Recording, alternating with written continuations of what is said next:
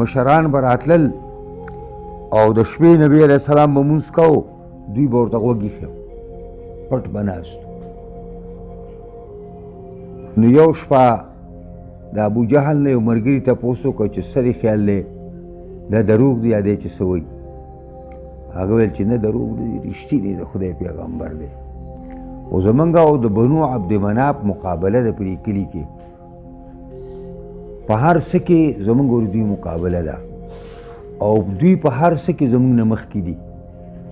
د بیت الله شریف حجابت دوی سره دی، د زمزم واک دوی سره دی، د دې کلي د مشرۍ واک ټول د دوی سره دی.